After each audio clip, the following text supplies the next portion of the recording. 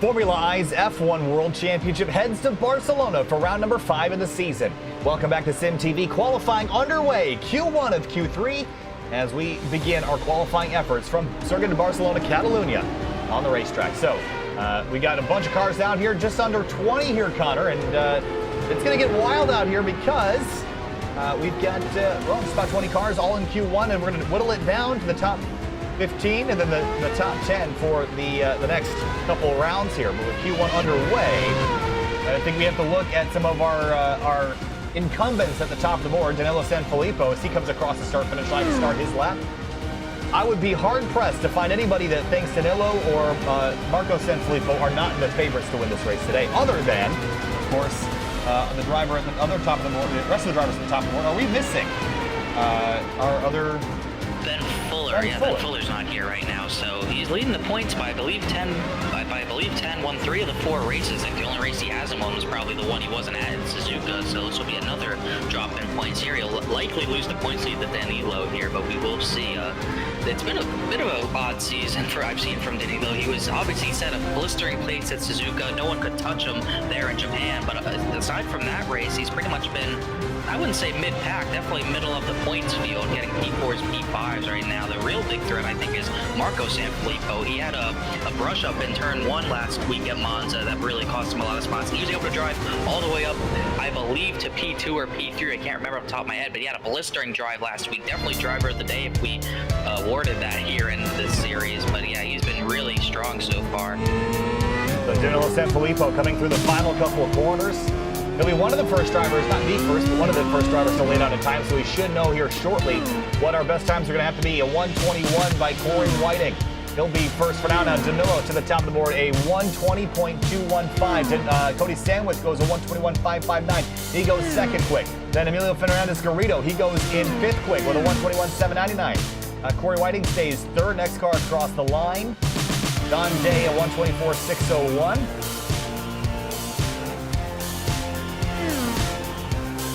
More cars across the line, no time for that driver.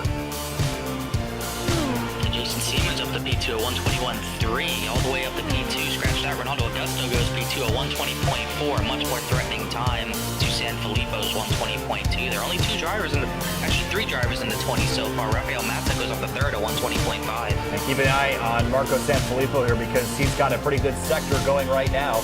We'll see if he can put himself up on the front row alongside his teammate, Danilo Sanfilippo. So we'll see if that is a possibility here in just a moment. Mino Suarez, he goes to P5 at 1:20.5. A lot of competitive time so far, but only 3 drivers that are up in that 22nd bracket. I expect Marco to be up there as well. Leandro Bignardi, 14th, not a really good lap there. And Sanfilippo comes across the line, a 1:20.9. So yes, a very competitive time for Marco, but a little bit left on the table there. But it definitely should be safe for Q2. I was going to say, it'll be safe for Q2, but it's not where I would expect him to be. And I'm curious to see if he'll jump up any farther. Looks like Danilo, he is done. Ronaldo Augusto, look like he might come on through for a second lap here. Rafael Mata in 3rd place as he cycles his way through turn number 9. That's an F1 APS Gold Team car. Yeah, that's Danilo's lap of blistering 1:20 flat, pretty much on the dot there, 4/10 faster than Augusto, who's P2 right now. I kind of wonder if this is going to be similar to Suzuka. Big off moment. track. Yeah. Augusto pretty much loses his lap there if he was on the lap, as Mata's gonna, I don't know if this is to start his lap or to end this lap, but otherwise it's still a blister pace if it is a hot lap. It is a 1:24.59, I believe, so I don't know, I believe he was already 3rd, so he's gonna jump up a little bit there. As Cody Sandwich actually jumped up to 5th at 1:20.8. He hasn't had that, I don't believe he's had that type of speed, so really good showing so far. But I wonder if this is going to be another Suzuka type race where Sanfilippo just dominates Q1 through 3 and just dominates the race. He looks like he has that type of pace so far. Yeah, Rafael Mata was P3. He did improve slightly, but it's not going to jump him up any positions. Marco Sanfilippo heading back out of pit lane to go for another lap here. Maybe he doesn't feel comfortable here. Again, I'd say if you're 6th right now, you're probably in good shape, but this is not a good look for Marco to be down buried in 6th with Danilo in 1st by half a second. So Ronaldo Augusto was 2nd quick last time by, but he wants pole, or at least provisional pole in Q1 across the the track boundaries there at the exit of turn 9 now into 10. These cars sound so good. They're all low, and they're They're all over the place. They're using every inch of the track right now. It's pretty amazing to see right now. Final chicane for Augusto. And he needs to beat a 120.413 to improve his time. He needs to go 0.4 quicker than his current best to beat Danilo Sanfilippo. Across the line, Mata goes second quick at 121.118. Augusto. Start Augusto's lap. That might have been the start of his lap because he got no time there. Yes. So that's a huge lap for Mata there. Only a 10th off Sanfilippo. Definitely more competitive for that pole position right now. I think pretty much everyone who we're talking about, like Marco Sanfilippo, Corey Whiting, guys down there in the mid pack, they're pretty much safe. I think the only reason they'd run extra laps is to get a bit more practice time, possibly to see what the race is like when those tires were off, possibly, or maybe just like maybe that's not practicing for the race, just trying to practice their hot lap because there's no reason not to. Absolutely. So watching Rafael Mata now through the middle of Sector 2. We'll see what his Sector 2 time is, and if it is going to be an improvement on his previous time, all the way out to the edge of the racetrack. Across the sector line here momentarily, 29.817, pretty good sector time. Nice and tidy through the hairpin. Whoa, he loses it. Whoa, and there goes that lap. Got to reset. Does a good job keeping it off the track, staying out of everyone's way. Definitely a bit distracting for those drivers, though. There's Jason Siemens. 32.984 per sector. Not sure that'll be good enough to beat Danilo Sanfilippo. Good looking, very clean looking livery on these Siemens privateer team cars.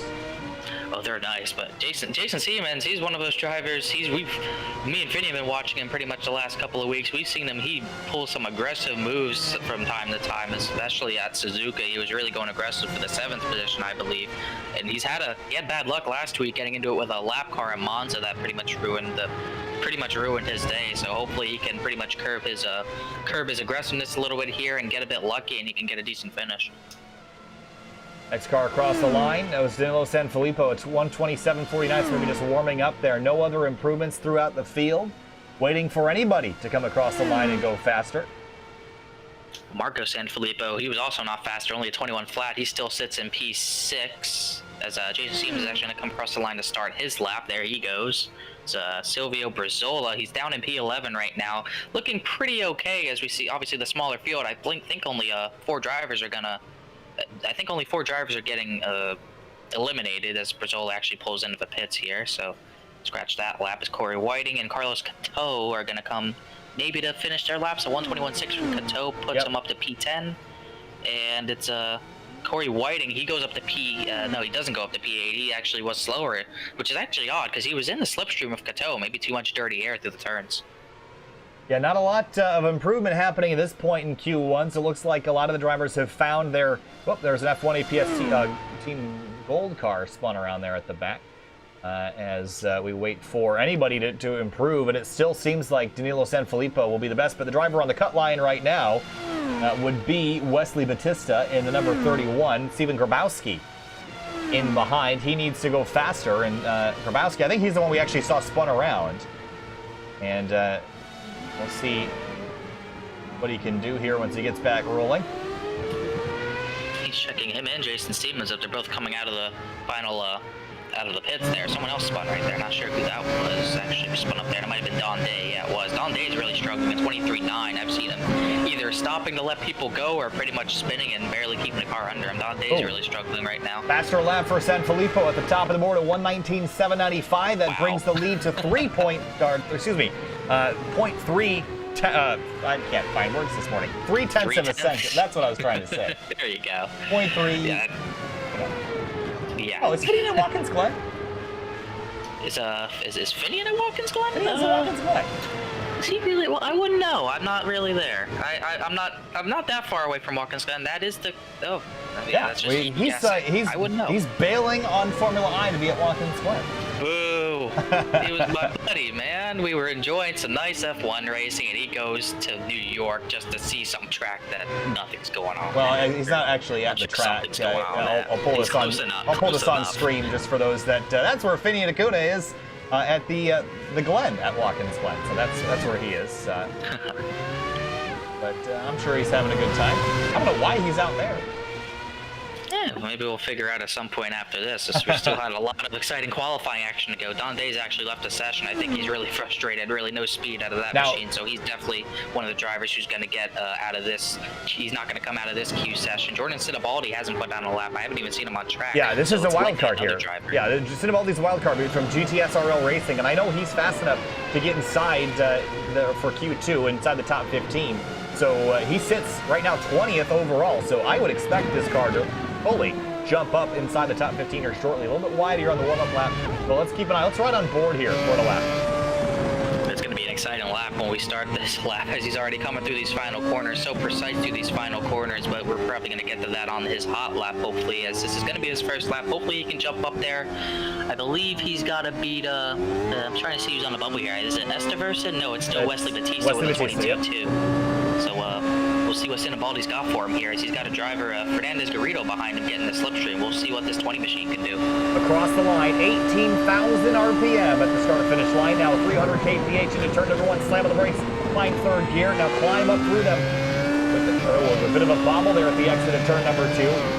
On the throttle like there's an egg underneath it. Be very, very smooth. Now the run down to turns 4 and 5 and 6. Down a couple more gears. Swing the car in. Use the downforce. Late apex. Throttle back up again. Being very careful right now not to spin those rear tires. On the brakes hard. Down to second gear. Left-hand corner. Out to track edge. Whoa, big slide. He's able to gather it up, but the lap's pretty much done. We'll see what he can put down here as he comes through the left-hander. Not too hard on the curb, but you definitely want to avoid that curb. That sausage curb actually gets on it a little bit through the right-hander here. Trying to carry as much speed as you can without going far into that gravel. He's able to do a good job there, and now it's down to the hairpin. Really early on the brakes there. I think he'll realize that. I think his second lap will be a lot faster. A little slow getting out of the corner. You see the car kind of walking back and forth as he tries to find grip somewhere. Now the run into the final chicane. Find the curb on the right, find the curb on the left, but don't hit it. Gotta be careful. He does a good job not hitting that curb. Actually, was as close as he could get to it. Now he's gonna really try to full throttle hard out of this final right-hander, up to the line, the run to the line. Probably not gonna be the best of laps. He's probably gonna have to go again. A 1:22.7. Definitely not good enough. No, he'll have to go in for another lap, and I'm sure he will. That's pretty far off the pace of where he needs to be. Batista still on the bubble position in 15th place. Sinibaldi. Oh, another big bobble exiting. Ooh. Now he's pushing, and the question is, can he push harder now that the tires are warmed up without losing the rear end of the car? He struggled at the exit of turn 5 last time. We'll see if he can do it again. Yeah, he did struggle out of turn number 2 there, but he was able to keep the power down. Probably didn't lose too much time with that wiggle, as he's going to be, let's see what he does here, a bit wider apex there, and he struggles again, just cannot get on the power without sliding those tires. Yeah, but not as bad as it was before. That might get him 3 or 4 tenths more. The first one was really bad. That one was bad, but not tragic to a lap time here. You're going to see these cars walk all over the place. They have a lot of horsepower, well over 800. Now into the braking zone for the hairpin. Down to first gear. Now this is another corner where he struggled to find grip on exit. Oh, careful, careful, careful. There he goes. Good job. Nice run. Did a good job there. Yeah, he needs to gain about 5/10, just over 5/10, half a second here. So this is looking pretty strong. He's definitely gained a lot of time. A bit wide on that right-hander here as he comes through this final chicane. Don't hit those sausage curbs. Good job there. He's gonna have to run up to the line. I think this might get him in. Yeah, he needs to beat a 1:21.849 as Oliveira now drops to the bubble position. And for Sinibaldi, a 1:21.706, that puts him 14th. It's not safe, though, with 5 minutes to go. I'm not sure I would pull off the racetrack and call that quits. He's going to go again. And no other major changes at the front of the field, but Wesley Batista back. Oh, now Sinibaldi's on the bubble. Whoa. I think that was Woodstrup. No, it was somebody else that went a little bit quicker. Couldn't tell who it was, but now Sinibaldi on the bubble. Batista is out. Yeah, Batista's out. He actually put a decent lap down last time by, but really nothing doing here. I think it was, I'm trying to check. I think it was Woodstrup who put down the faster lap there. I'm not quite sure. But yeah, just like that, Batista, he was looking okay. He got himself up to 14th, gained a whole 10th there, but just like that, he's pretty much out, and he's only got 5 minutes to do better. And looking at the timing and scoring in the top 10, it's amazing to me that the only pair of teammates is the Danilo Sanfilippo and Marco Sanfilippo team. Again, from Fratelli Caponi Corsa Racing. They're the only group of teammates in the top 10. That just tells me how equal they are on talent. The rest of the teams are so spread out throughout the field. It's just shocking to me that we don't see more like what we saw in the F3 races where we have the teammates kind of clustered together. Yeah, it's definitely not. It's definitely not spread out like F3 is with the top two. Pretty much Mercedes-ing the field. Yes, I just made that term up. But yeah, definitely not like that at all. Still two manufacturers. Corsa with the first team. We still got a two-team fight at the top there. Only separated by, I believe, 8 points going into this race. So we still have a dogfight for that constructor's title. All right, across the line, Sinibaldi on the bubble. Can he go faster? Batista has not yet rejoined the racetrack. He might wait till the end. Now he does. Now Batista's going to pull out onto the racetrack now and try to get himself back in for Q2. Sinibaldi through turn number 1. Climbing up the hill. Really smooth exits and entrances so far, but obviously that's pretty much the easiest part of the track. He's not using as much as a curb into that turn as we saw the F3 cars taking. He stays on the curb there through that long right-hander. We'll see what kind of power he gets down. We saw the 20 Sinibaldi really struggled out of this turn. That's the best exit I've seen out of him in that turn so far. Yeah, if he can just keep this car clean and tidy, he'll be in good shape. A little bit of a wobble at the exit 8. Now the gravel, but that shouldn't hurt him too bad as long as he stayed on course. Yeah, oh, that's a little wide, but he'll keep the center line over the curbing, which is fair game. Now the hairpin. Watch the throttle on exit. Nicely done. Kind of missed the apex a little bit. I wonder if he does lose any time out of that corner, as he did miss that apex and that hairpin. We'll see what he can do here. He's got to gain at least a tenth or two here to really give himself some security. Turned in a little bit early and almost had to unwind the steering a little bit just not to strike the curb. Now, final corner, Sinibaldi on the bubble. Can he improve? His position needs to beat a 121.706, a 122.018. Not going to be faster. He'll have to go again. Didn't even count there. I'm wondering if that was just his warm-up lap. Not quite sure. I think it just might have been a dirty lap. Like you said, He is going to go again. Corey Whiting right behind him. He does not go faster. Wesley Batista is actually out on the track right now to start his lap. Yeah, this is a crucial one for the F1 APS Black Team cars. He needs to beat the 121.706 that Sinibaldi has set. He's chasing a moving target with the 20 car out on track. Oh, Batista gets knocked down. So does Sinibaldi. Silvio Brizola, I'm not sure. Silvio Brizola goes up to it was P14. Grabowski. It was Grabowski in the 48. Wow, that's a huge. Yeah, Grabowski's pretty much. We haven't talked about him this lap, but in this qualifying session so far. But he's been on the bubble, at least under the bubble for most of the race, and he puts up a 21.5 just like that, putting him 12th. Pretty safe, I'd say. Yeah, that's definitely safe. Sinibaldi, though, very much not safe. The target moved, the goalpost shifted while he's on his lap. And he's got I'm not sure if you're paying attention if you're Sinibaldi or if you're closing all those notification windows and just trying to run the best that you can. Through the final corners, missed the apex there a little bit in the chicane. A little understeer on corner exit. We'll see what he can do here. I'm not sure how good this lap is going to be. Not sure if it's going to be enough. He has to gain about a couple hundred, and he does not do it at 21.9. He has no time to reset. He's just going to have to hope he gets it here. Batista looped it. Batista looped it, so looks like Patrick Woodstrup is the only one on the bubble now. Sinibaldi and Batista will not get another chance to run fast laps, so they are out of Q1. Woodstrup is coming on through the hairpin here. Flavio Clavati, he was on the bubble. He was 18th trying to put something down, and he wrecked somewhere in that track. I think it was around at Sector 2, so he's also out of Q1. The only driver that actually, it looks like Woodstrup is safe. There's nobody else out on track that could bump him at this point. Yep. Everyone behind him is not even rolling, so Patrick Woodstrup, this doesn't matter. He will barely make it into Q2 with a 121.678. He will begin a lap now, and he'll get one more run at it. He's probably not paying attention to who's on track and who's not, so he's probably just going to put another lap down anyway. Same thing for Silvio Brizola, who did a good job just barely scraping through to Q2 as well.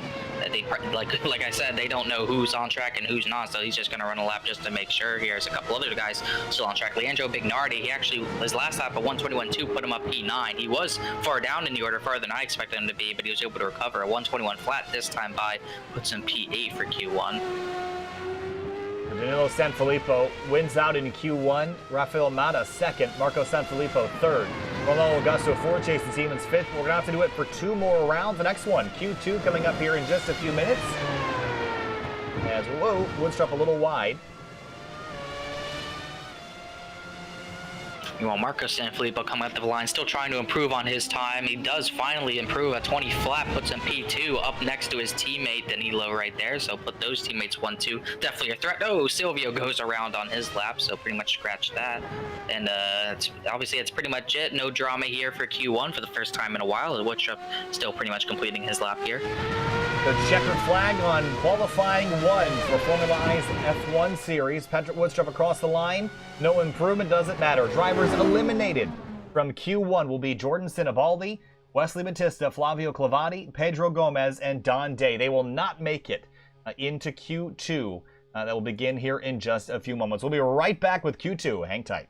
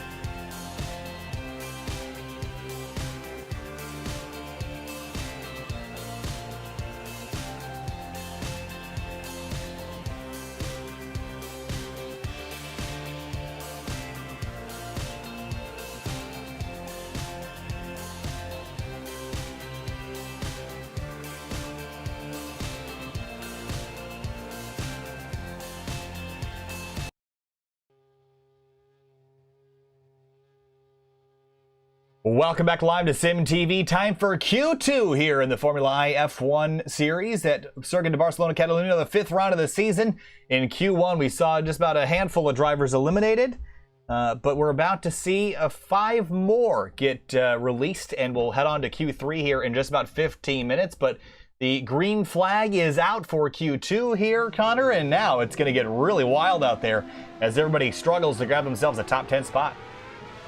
Yeah, definitely less time to work with. Only 15 minutes to put down that lap that will put you into Q2. We might not see the guys that were at the top of the board putting down laps pretty much for practice. They might just put their lap down and pretty much sit on it. A couple of guys who are really in no danger right now of getting eliminated, like the Sanfilippo team right there, and Cody Sain with a pretty fast time as well. This is definitely going to pick up, that's for sure. Ooh, it's already picking up between the white coat F1 teammates. That is Danilo Sanfilippo from Fratelli Capone Corsa Racing, and of course, whoa, wide goes Corey Whiting, and he's going to slip on back to pick up his teammate here. They're going to let Danilo go and maybe run a clean lap all on his own, but they're going to go through turn 7 and 8.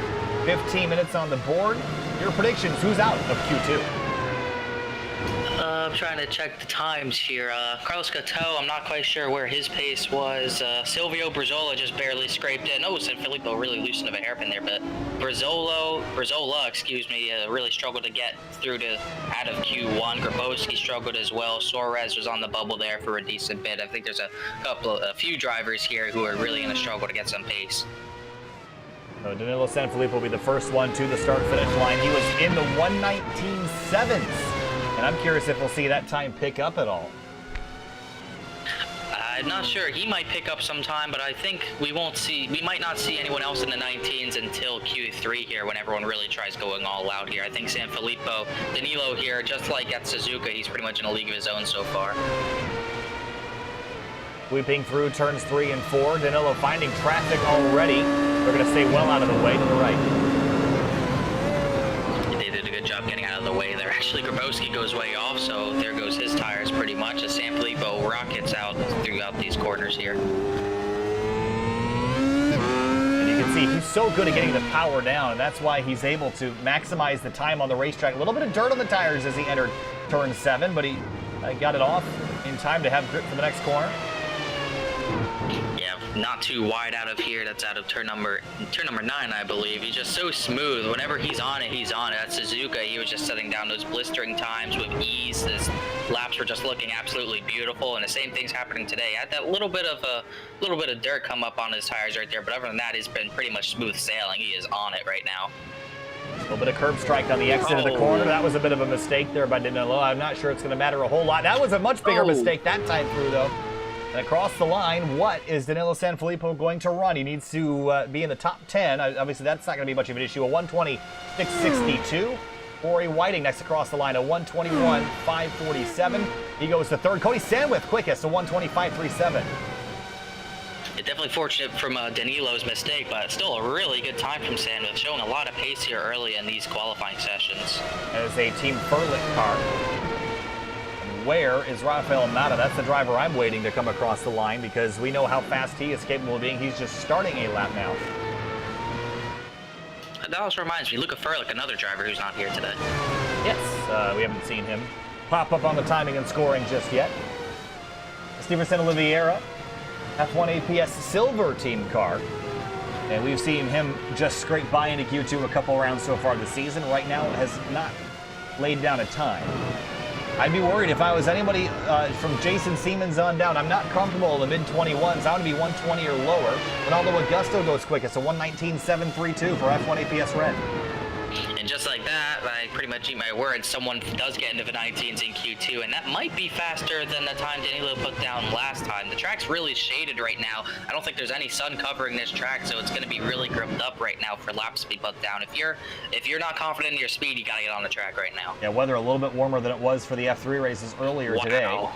A 19.3 from Danilo Sanfilippo. Just like that. Augusto, I thought he was a competitive time. No, Danilo goes another 4/10 quicker, just like that. That's going to be really hard to beat. A 1:19.3 might be the quickest lap time we see in qualifying. Augusto comes on through the final corner. Can he pick up? He's going to have to gain 0.4 of a second. Mata goes third quick, a 1:21.77. No, he doesn't. It's a 20. I'm sorry. Wow, that was close. That would have been... He would have gotten him by 2,000s if it was a full second quicker. But it's only a second in 2000s. I apologize. Cody Sandwith, Leandro Bignardi, 5th and 6th. Corey Whiting jumps up to 10th, but he is on the bubble and going back out.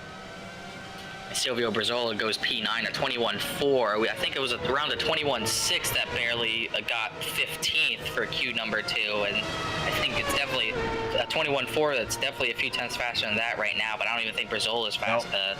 I don't think Brizola is anywhere near safe right now, as I think either Fernandez Garrido or Grabowski forced them out. No, it was not Fernandez Garrido. It's Garrido, yep. Puts Brizola on the bubble. Corey Whiting is out. Romino Suarez in the 16 car. That's another Team F1 APS blue cars.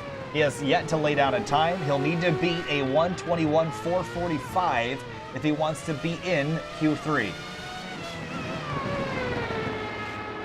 hopefully this lap gets him at least somewhere close, that he has a good, he's pretty much, hopefully he lays the ground here to hopefully have a faster time. The track is getting sun into it right now, so the track's definitely going to heat up. If you weren't on track already, it might already be hosed out, but Suarez, we'll see what kind of pace he has here. Really missed the apex of the hairpin there.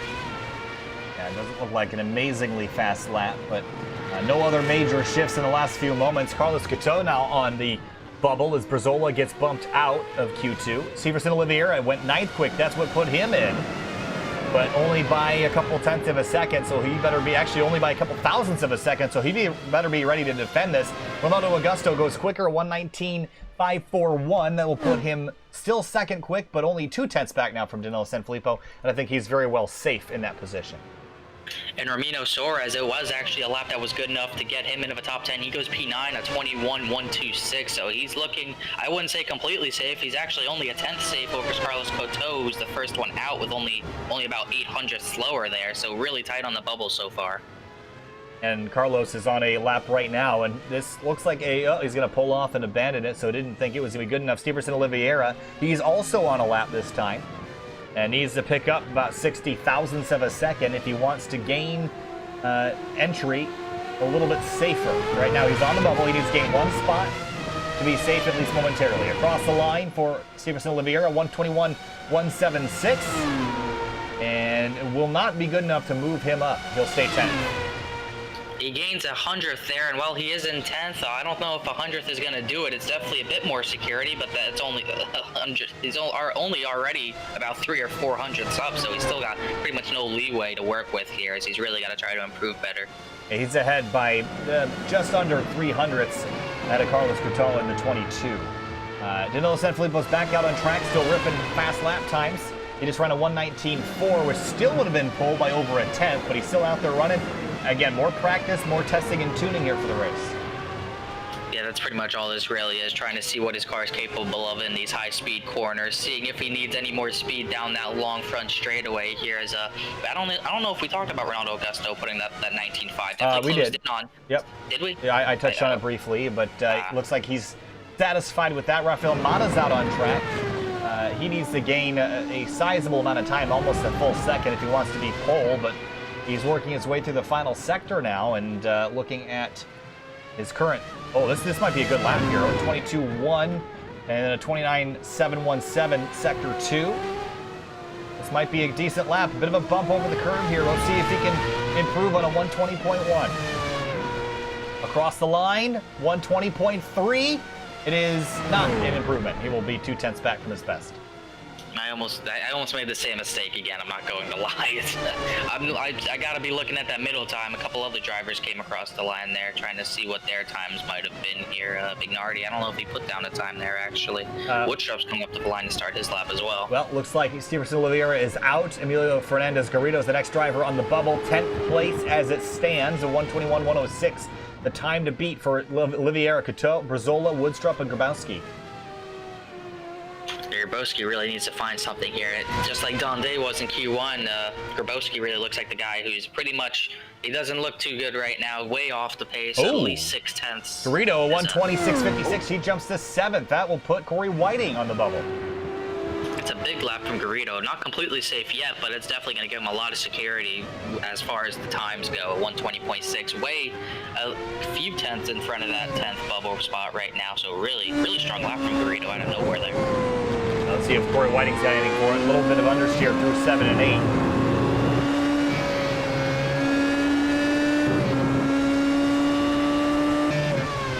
And well over 180 miles an hour. Almost 300 Ks into turn number 10. And now meanwhile for the bubble stop, Severson Oliveira came across the line at 1:21.018. That puts him on the bubble now. He is barely P10. Corey Whiting, the first one out, with a 1:21.084. Couteau put down a 1:16. Obviously wasn't good enough to put Oliveira on the bubble. We'll see if Whiting can improve. Oh, now he's down to 12th as Woodstrup is out in 11th. Oliveira is 10th. So it's a moving target. Whiting, a 1:21.359, not good enough. Oliveira is back on the bubble again.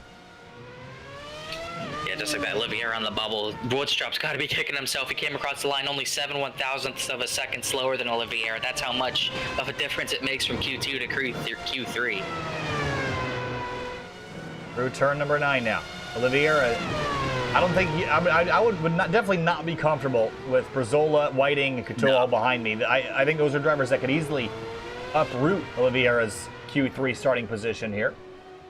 It almost happened again. Brazola put down a 121.048, just only about 300 slower than Oliveira, but it's still all the way back at P12. The fight for the bubble is really tight right now. Yeah, Woodstrup is only 6 thousandths behind Oliveira, so that tells me that we are very, very close to uprooting. Oh, and down to 11th. Carlos Couture with But he improves. 120.9. Oliveira improves to 127.43. He saves himself, and he goes P8. Wow. It is a dogfight for this 10th and final spot there. That puts Carlos Couture back on the bubble just like that. A 120.98 is the time to beat. Leandro Bignardi, he's usually safe for Q3. At least I thought. He's barely in by a 10th there. Ramiro Suarez is P11 now here in a 120.9, so he might have been briefly in, but it's still 100th off. Can I just tell you that we have 15 cars all within 2.5 seconds? We have 14 cars within 2 seconds. That is unbelievable in a car like this. Extraordinarily close, and the times between cars mostly less than a tenth of a second. Very, very close racing and qualifying here with 3 minutes to go. Yeah, it's very unbelievable right now. These guys are all on top of each other, just going back and forth, swapping positions left and right in these final 3 minutes of this session. It's going to be a dogfight for these final spots to get into that third qualifying session. I'm not sure this is going to be the lap for Couture. I think he's setting up. Yeah, he's definitely setting up for one final lap here. We've seen drivers that make the jump, they make it big time. Garrido and Oliveira put themselves 7th and 8th. I think they're safe there. But if I'm Leandro Bignardi or Carlos Couture, I gotta go. And here we go. Gonna be a hot lap this time for the 22 as he starts his lap.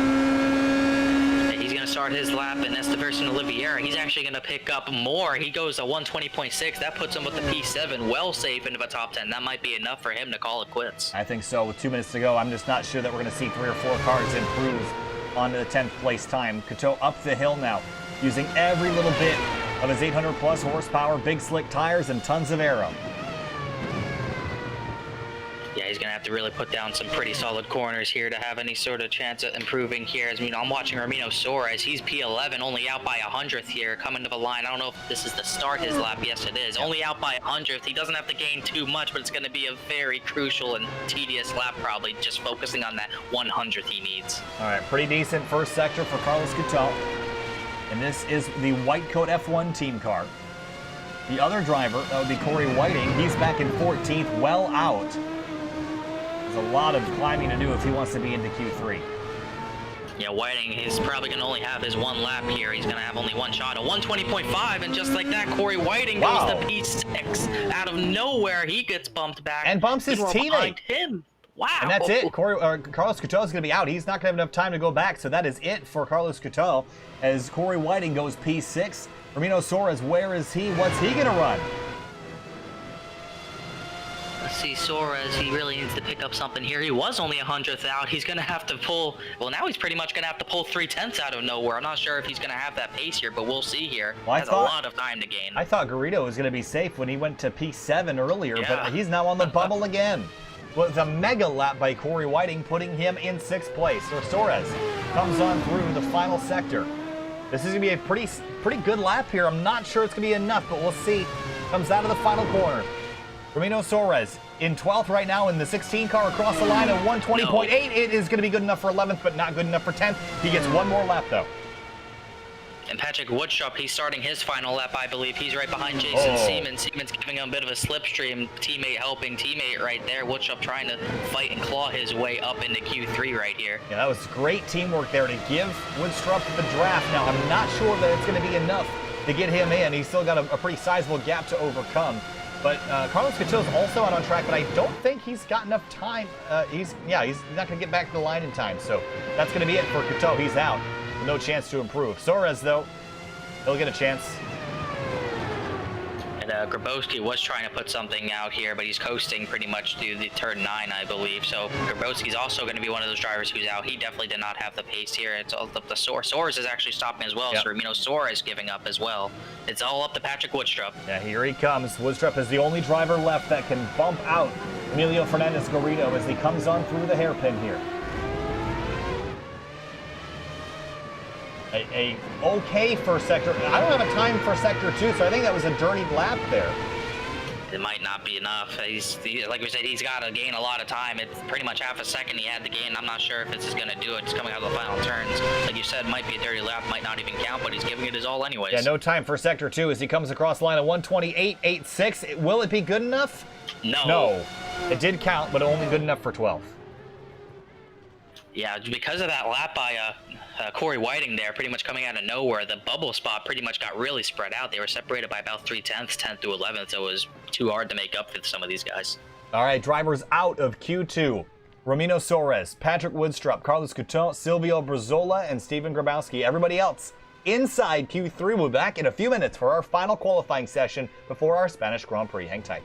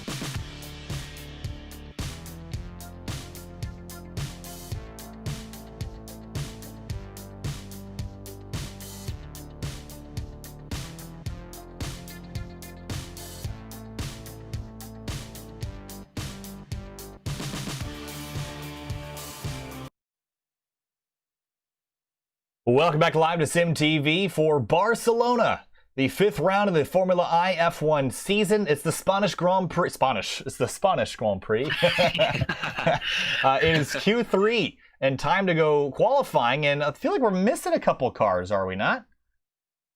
Yeah, we only have well, I think we're only missing one car. I'm not sure who that is, but only one car missing, we're missing so far. 2, I think. At least my timing and scoring only shows 8 drivers loaded up here. There's Danilo Sanfilippo, Ronaldo Augusto. Now it's for the gold here. Going for the top 10 positions and for pole position. Ronaldo Augusto and Marco Sanfilippo going to be battling to overturn the Fratelli Capone Corsa team car, the 27 that we're looking at right now. And that's going to be pretty hard. We saw Danilo run a 1:19.3. I'm not sure we're going to see anybody go faster than that. I think he actually improved to a 119.2, if I'm not mistaken. I might be wrong on that, but I think he did improve a little bit. This is looking like Suzuka all over again, dominating these qualifying sessions, possibly dominating in the race. We'll have to wait and see for that, but Danilo Sanfilippo is looking unstoppable today. The car that I'm watching is Corey Whiting in the White Coat F1 team.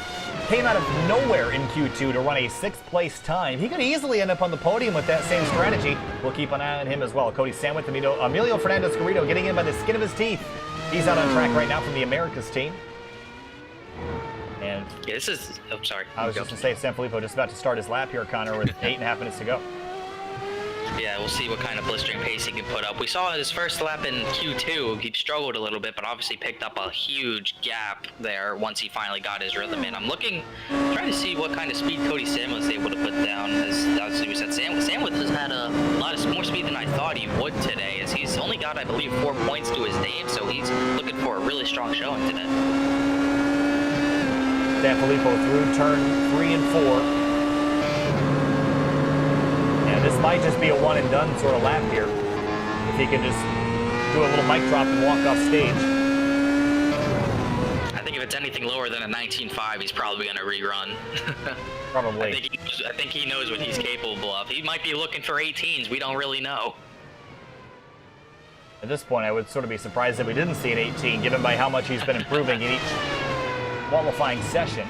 Ronaldo Augusto, he's working his way up the hill now for F1 APS Red.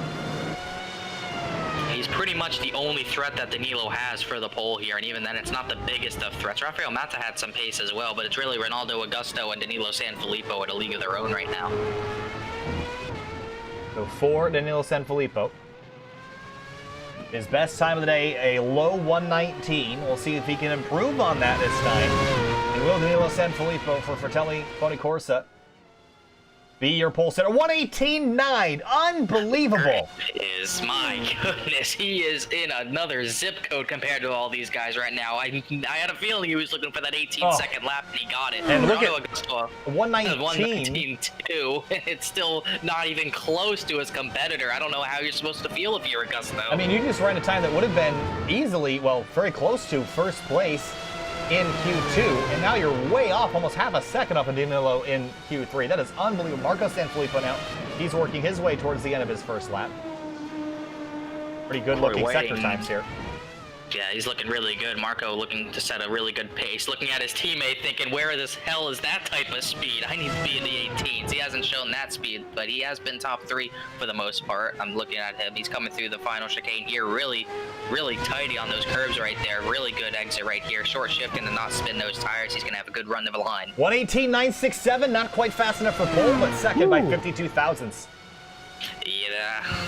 Let me guess. Who's the team to beat here? I would say the Fratelli Corsa cars. Here's Rafael Mata.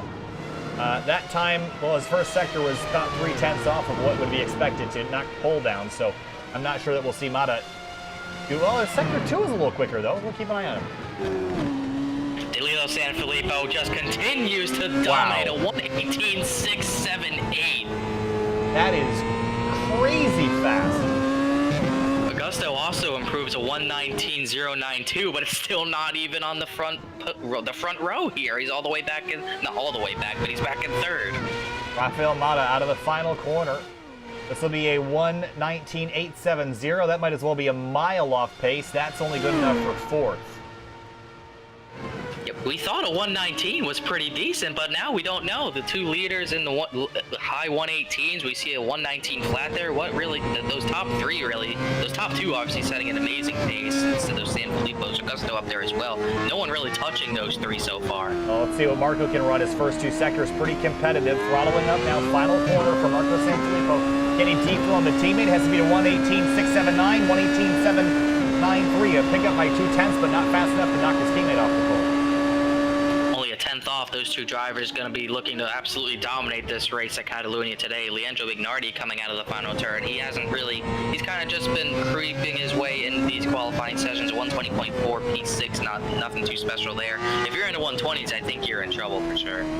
Ronaldo Augusto, a little bit slow on this first sector. And about a 10th off in the second sector. That'll come across the line, a 119.182. No improvement there. He might have to call it quits or get one last good run at it with fresh tires. Sanfilippo, he's pretty much not laying down on anyone right here. He's going for every bit of speed he can possibly find out of this track right here. Maybe he's looking at 117s. I think he's trying to do the impossible here, and the laps he's putting on, he might be able to do it. Marco Sanfilippo, second sector, 29.1. That's one of the fastest second sectors we've seen, with a pretty quick first sector as well. So will he be able to knock down Danilo? He needs to gain a 10th, and he gained it all in Sector 2. Yeah, he's been having a really tighty corner, a bit off on the sausage curbs there, really trying to use everything he can. He only needs to gain around a 10th. He might be able to do it. The run up to the line right here. 1:18.624, he's done it! And Marco Sanfilippo to pole. Just like that, Danilo dethroned out of nowhere. Marco Sanfilippo with a huge time. Danilo Sanfilippo, he's coming through the hairpin right now. A bit of a lockup into a hairpin. This lap's going to be no good. He's going to have to go again if he wants any shot at that pole. Well, let me tell you, his first sector pretty solid. His second sector also very solid. He runs a little bit wide at the exit at turn number 13. And he needs to beat a 1:18.624. He only needs to pick up a 55 thousandths of a second. He needs to beat a 1:18.624 as he comes out of the final corner. 119.969, sector 3. A bit of a mistake there for Danilo. I think I kind of saw him pretty much shutting that lap down when he went wide out of a hairpin, pretty much trying to maybe cool the tires down a little bit more and just focus on that exit out of the final turn to have the good run down the straightaway here. So I think he was really just setting up for this lap right here. And Augusto setting up for another flying lap as well. We'll see if he's got anything left to go for the front row. 2.5 minutes left to go in Q3 for Formula I's F1 series. Marco Sanfilippo hasn't laid down at all. He's still trying to improve. He knows how dangerous Danilo is. I think he's really trying to get hard on the power here, trying to improve his time. Well, how do you decide which driver is the number one driver and should get priority if you're both exactly the same pace? And that's what they are right now. So to separate yourself by walloping your teammate on the pole would certainly be good, but this is obviously a cool-down lap of sorts, well off the pace this time through. Yeah, definitely a cool-down lap here. We'll see. We'll see who gets the advantage here. Danilo's obviously way higher in points. Marco Sanfilippo hasn't had the fortunate, I wouldn't say luck. He just hasn't had the results that Danilo has had here. Danilo in the points every single race, while Marco Sanfilippo wasn't there for Suzuka. So I think Danilo would probably get the advantage there, but it all comes down to the pole lap when they decide on that, I suppose. Yeah, Ronaldo Augusto, a fair qualifying lap pace here, but he's a little bit off of where he needs to be. He needs to be in the 21s to have a shot at this pole position. A little bit wide in the canes here, but nicely done. And I'm not sure this will be good enough for pole, but it might be an improvement. He needs to beat a 1:18.624, 1:19.276, still slower than his best. The only person who really touched these top three was Jason Siemens. Siemens went up to 4th to 1:19.4. Other than these top three, the leaders right on top of each other, Augusto 4 tenths off of them, really spread out between these top five. Well, right you now. wanted to see a 117, we might see it a 26.4 first sector. That is by over a second the fastest first sector that we've seen here at Barcelona. Danilo. Oh, but the time is only a 1:20. Oh no, I'm sorry. I was looking at the wrong sector time. So that will be a warm-up lap for him. Let's see Marco. 21.8. 1:18.595. That is quicker still. Ooh. And this is going to be it for the pole right here. This is pretty much all Danilo has. He has to do it here, or else he's on the second step of the podium for qualifying. Now the focus.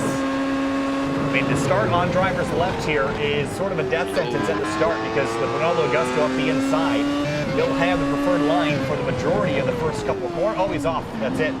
That's it. I noticed he went wide. I believe that was, I think that was turn 4. He went really wide, and he was pretty much it. So Marco Sanfilippo was probably going to be your pole sitter here. Leandro Bignardi across the line at 1:20.8. I don't think Augusto has that speed to challenge for the pole, but we will see here. No, Marco Sanfilippo still pushing the issue. Now he's not satisfied with a 1:18.595. He's going to go hard again. Let's see what his sector 2 time is. This time through, no sector time recorded. Missed that, so we won't know. I wonder if Augusto is going to go for another lap here. I think he might have barely crossed the line again to maybe start that final lap. So we'll see if he has anything, see if he can pull something out of the bag. He did improve to a 1:19.036, so his most recent lap was his fastest. But Marco, final corner, 1:18.604, just off his best. And Augusto, I think, you're right, I think he might have gotten to the line in time. Yeah, Rafael Mata, he definitely didn't get the line in time behind Augusto here. He'll be P5 on the grid if Leandro Bignardi doesn't improve. Bignardi P8. We haven't really talked about the gap from first to 10th. The 118.5, 194 is the pole right now. Emilio Fernandez Garrido all the way in 10th, the 120.7. Huge gap today. Again, we see 5 drivers under 120, which is pretty unbelievable, given that we only had 1 under 120 in Q1 earlier today. Ronaldo Augusto, final corner. And will this be good enough to launch him forward? It will not be. He didn't make the line, I don't think. And that's it. Pole will be Marco Sanfilippo and Danilo Sanfilippo. Your front row, then row 2 will be Ronaldo Augusto, Jason Siemens. We'll be back in just a moment for the start of the Spanish Grand Prix for Formula I. Hang tight.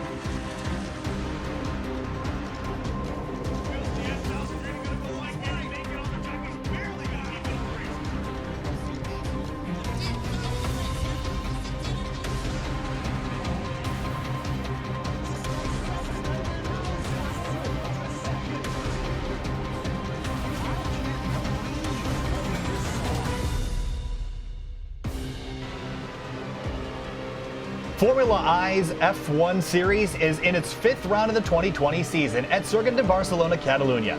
Welcome back to Sim TV. My name is Kyle Heyer, joined by Connor Horn for our 5th round of the 2020 season at a 16-turn, 4.6-kilometer road course just outside of Barcelona. This is going to be a fast and fun one this afternoon. Thanks for joining us here on Sim TV. We watched an excellent qualifying session earlier today where Danilo and Marco Sanfilippo fought tooth and nail for every last tenth of a second, but it was Marco that ended up on pole. Connor, today we've got a really fun race coming with super fast Williams vehicles out here. We've got a handful of drivers, about 20 of them in fact, that all just spent the last hour qualifying for this race, and now it's time to turn them loose. Your predictions, your thoughts from qualifying into the race. Well, my prediction, I'm pretty sure it's going to be between the two Fratelli Caponi course teammates right here, Marco and Danilo Sanfilippo, setting blistering paces. I thought Danilo had the pole for sure, but Marco Sanfilippo came out of nowhere. The huge time, I think it was a 1:18.5 that he claimed the pole with, came out of nowhere to beat his teammate for that. Those two, I think, are going to be at the top two steps of the podium, barring something crazy happening. I don't know who has the edge out of those two, but it's definitely going to be those two for the win. And looking down at this beautiful racetrack, here is a little bit of information about it. Of course, constructed in 1991, concurrent with the 1992 Spanish Olympics. Then we head on now to the next little tidbit here. This racetrack is located in Montmeló, Spain, nearby Barcelona, population of 5.75 million people. So it's a pretty populated area. Got the grandstands full here in the digital world. 16 turns, 4.65 kilometers of racing surface that we get to play on this afternoon. And a fun little tidbit we mentioned about the Olympics is actually the start line of the track was used as a start for a cycling event in the 1992 Spanish Olympics. So with that covered, and we'll head down to the racetrack here in just a moment and turn everybody loose here in our 5th round of the 2020 season. So Jason Siemens in the 15, he's second in the warm-up here, but Danilo Sanfilippo was the quickest in 2 of the 3 qualifying sessions, and then Marco comes out of nowhere. Which of the 2 is the one that we got to keep our eye on? I think you got to keep track of Danilo just to see if he can keep the car on track. In the first 2 rounds, he kind of struggled keeping the car on track, keeping the car under him. He also, at Monza at least, where he actually lost out to Marco Sanfilippo after Marco actually spun, Danilo just didn't seem to have the long run pace. It just didn't seem like he kept the tires under him. So we'll have to see if Danilo has that pace over the longer runs to last in this race, and we'll see what Marco can do with that blistering qualifying speed. We'll see if he's got a bit of long run speed in him as well, or if it's just one lucky hot lap. If you'd like to watch live timing and scoring, you can do that at simtvbroadcasting.com/timing. The link is at the top of the YouTube live chat. So it's simtvbroadcasting.com/timing will take you to live timing and scoring of this event and all other events here on Sim TV. Again, thank you for joining us here. Again, my name is Kyle Heyer, joined by Connor Horn. And it is a beautiful afternoon just outside of Barcelona. And thanks to our sponsors, of course, Lazy Rocket Vinyl and Redenzo Radar. And I got myself one of those Redenzo units in my car, Connor, and get myself all over the country without ever having to feel nervous about getting myself pulled over, even though I drive the speed limit all the time. Everybody knows that. But just in case, it's good to have one of them things installed in your car. Warm up, 18 seconds left here. We'll take you down to the starting grid to show you the lineup. And we'll get ready to go racing from Barcelona. Looking ahead to the next couple rounds, well, our next round is going to be in 2 weeks' time. That will be at Long Beach. We'll head back to the U.S. for the first time since the season opener at Elkhart Lake, Wisconsin's Road America, the National Park of Speed. We head to Long Beach 2 weeks from today. Then 2 weeks after that, we're headed to the Nürburgring. And then Zandvoort, Silverstone, Montreal, Detroit, Bathurst, Coda, Imola, and Spa to finish out the rest of the season. Now down to the racetrack here, Connor, and it's going to be a fun one today. Let's get through our starting lineup here on the front row this evening. Marco Sanfilippo and Danilo Sanfilippo, the 2 teammates from Fratelli Caponi Corsa Racing, on that top 2 spots. Ronaldo Augusto in 3rd, Jason Siemens, Rafael Mata, and Cody Sanwith, the next drivers on the grid. Now in the back to 7th, Esteverson Oliveira, who barely got his way into Q3. Leandro Bignardi, a bit lacking some pace there. Corey Whiting had a good time in Q2. I believe he's P9. Emilio Fernandez Garrido, barely making it into Q3. He's 10th. Rubino Soares 11th. Patrick Woodstrup is in 12th. Carlos Couto starts 13th. Silvio Brazola 14th. Stephen Grabowski, Jordan Sinibaldi in row number 8. Wesley Batista, Flavio Clavati, and then the last couple drivers, Pedro Gomez, Dande Owen Jolivet, who did not qualify today, but he will start at the tail end of the field in 21st. Time to go racing for the 5th round of the Formula I F1 World Championship from Barcelona. And about to turn them loose. The race start, the lights are red, waiting for them to extinguish. 21 drivers on the grid. Here we go. Green flag in the air, racing from Barcelona. Look at the start there. Rafael Mata through the middle. He had a blinding start there. He's going to get all the way to 3rd before we even get into turn number 1 as the two teammates sort themselves out, put Danilo into the front spot. Already a little bit of 3 wide in the background. Can we get through here? There's one of the Siemens Privateer team cars. Stephen Grabowski way out of line, has nowhere to go. But now they get themselves sorted out. More slicing and dicing towards the back of the field. There's Cody Sandwich up the inside of Jason Siemens. But Danilo Sanfilippo takes the lead away from his teammate as they come on through turn number 5. Yeah, Marco just didn't get a good start off the line. He had no choice but to let his teammate go, not cause any sort of wreck there with his teammate. They didn't get into it last week, but Marco had a lap wouldn't crash last week at Monza, so he was just pretty much being careful, hoping he just got through the first turn. Definitely not what he wanted, though. He wanted that track position. Looking deeper in the field, there's Steverson Oliveira in that purple car, closing in on Sandwich. Oliveira again driving for F1 EPS Silver. Cody Sandwich for Team Furlick. Again, he's missing his teammate. Trouble. Whoa, Rubino Soares went around there. A bit of a stack up into a hairpin. He goes around. He's going to get it going. No harm, no foul there, though, but he loses all his spots. Yeah, just got up on the curb and looped it all on his own. So no drama, no damage. He'll continue just down in 21st place. Lap 1 complete. Danilo Sanfilippo, Marco Sanfilippo, Ronaldo Augusto, Mata, Siemens, your top 5. Lap 2 of 40 underway. It's going to be a really long run here. We'll see how well these drivers are going to be able to hold their tires and pretty much keep their tires cool here. Augusto might be one of the best at that, but I don't know if he has the pace for the 2 teammates up ahead. These top 3 kind of checking out. His top 2, excuse me, trying to check out. Wesley Batista from F1 APS Black moves up to 15th over Jolivet. He started in 21st. He's up to 17th. A good climb forward. He missed qualifying and now has to charge through the field the old-fashioned way. Flavio Clavati in behind is under attack from Pedro Gomez, who takes a swipe into turn number 4, unable to make that pass complete. Up front, though, no changes. It's still the Sanfilippo's out, separated by 0.8 of a second. Yeah, Jason Siemens at 5th, Cody Sandwith also trying to close in a bit. Already evenly spread out here throughout most of the top couple of positions. As we see already cones fine. Olivier actually went a bit wide there. Fernandez Garrido trying to pressure him early. Back up inside the top 10, watching Oliveira and Leandro Bignardi. This is a driver that's kind of swept under the radar just a little bit in qualifying for Sub Racing Black in the number 20 car. We have not really talked about him yet today, but here he is inside the top 10. He started the race in 8th, so he's dropped down 1 spot, but look at this, battling with Sandwith and Garrido for 7th spot. Two side by side out of the final corner. It's going to be Garrido getting the best of him there, but Sandwith gets back in line to get that slipstream. He's going to go back to the inside for that position here early into turn number 1, already swapping positions. Oh, on the brakes a little bit late. In behind him, Corey Whiting you see closing in and bringing in Carlos Couto. Both those cars, the White Coat F1 team, right now 10th and 11th.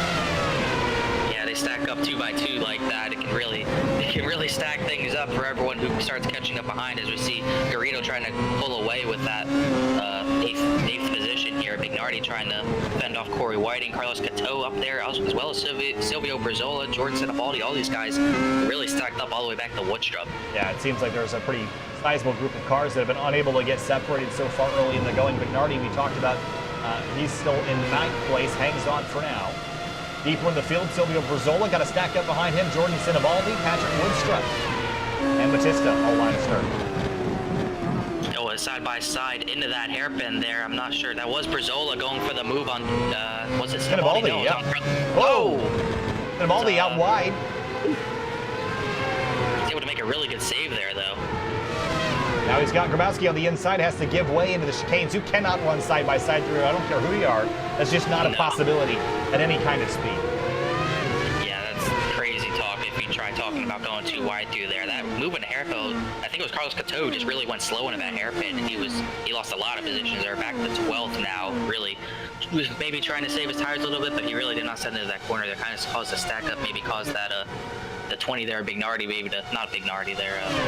Who is it who went wide again? Sinibaldi, excuse me. Sorry, they're different numbers. Sinibaldi's the different number now, but yeah, big stack up in the hairpin there. Hopefully that doesn't happen again. But I'm trying to see these top two. Not really, the leaders not separating themselves from Ronaldo Augusto quite yet. Augusto hanging in there right now. At 1.7 back, they're separated by 0.7 of a second up at the front. Here's Wesley Batista putting pressure on Woodstruck. That's for 13.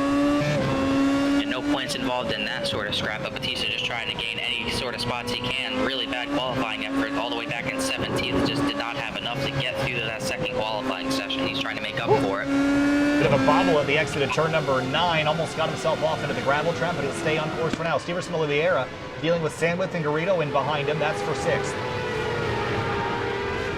Severson up at least one position back up to 6th there. I think he lost 2 or 3 spots there on the start, but he's able to get him right back, and he's trying to make a charge. Already about 4 seconds behind Jason Siemens.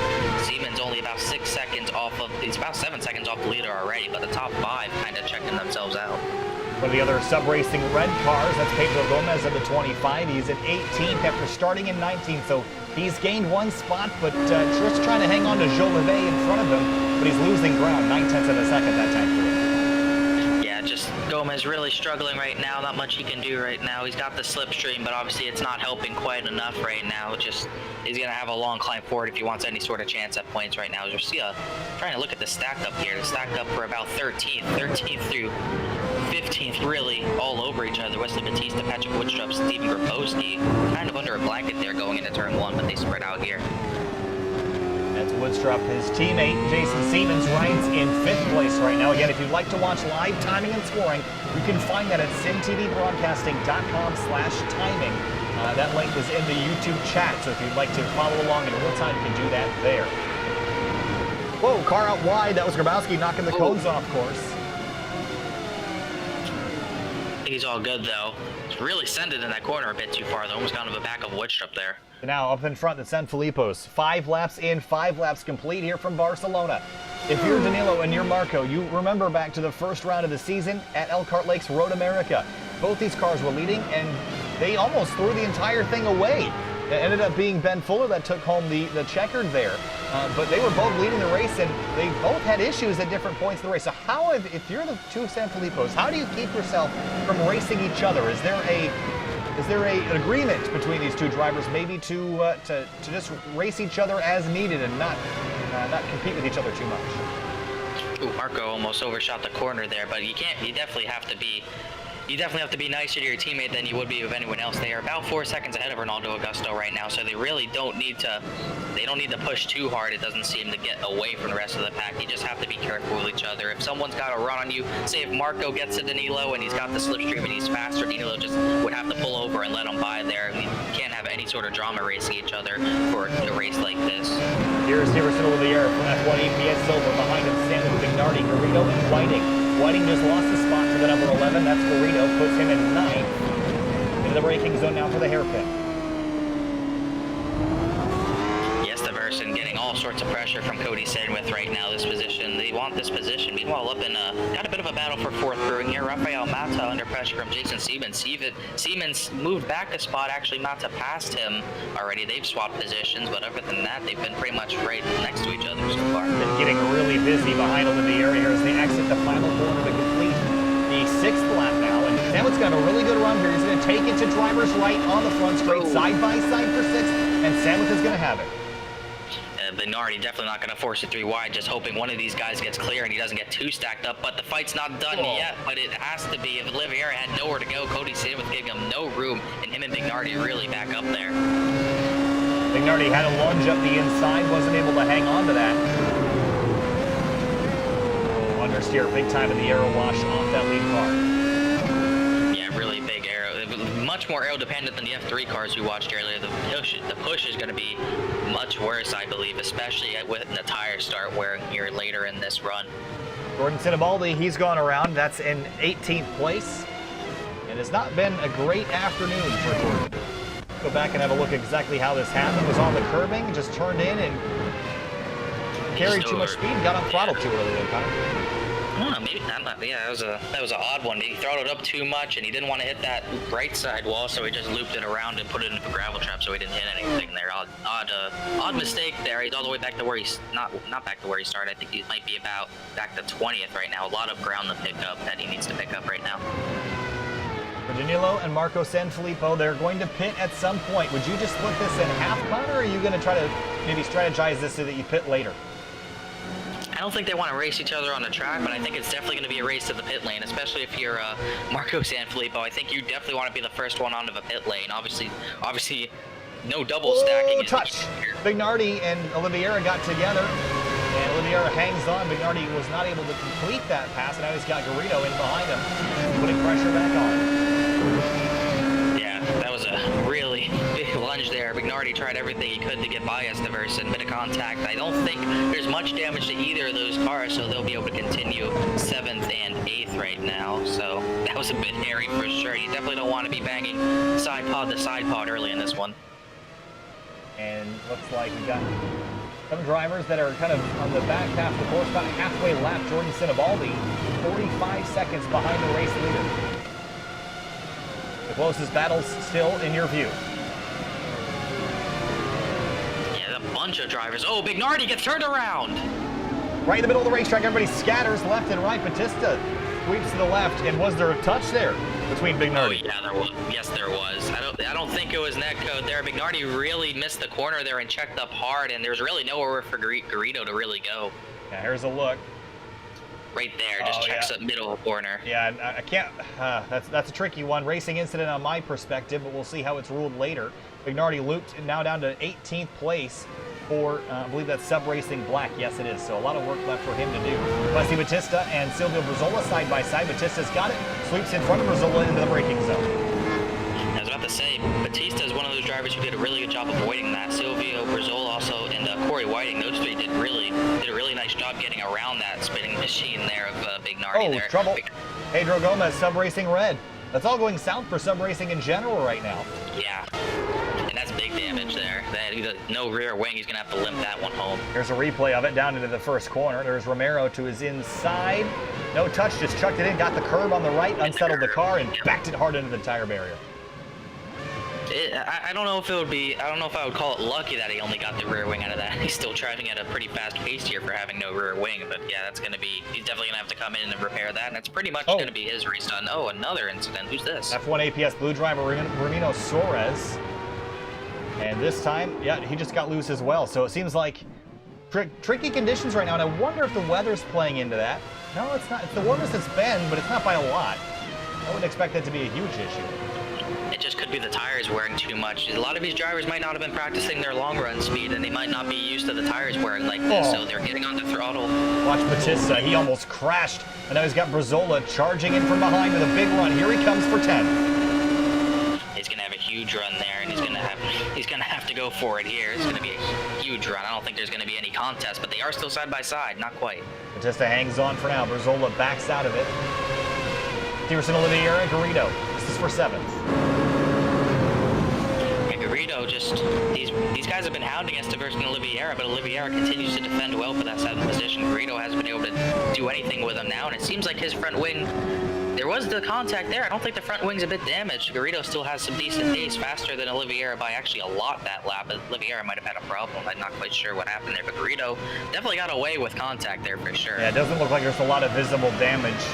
Maybe a slight kink in it, but again, the carbon wing going to be just fine, I think. Now the question becomes, when do you pit? We're a quarter of the way through this race. I would say that we'd expect most drivers at the halfway point. This race is flying by pretty quickly. There's Batista, big slip and slide. Here's Grabowski and Jolivet.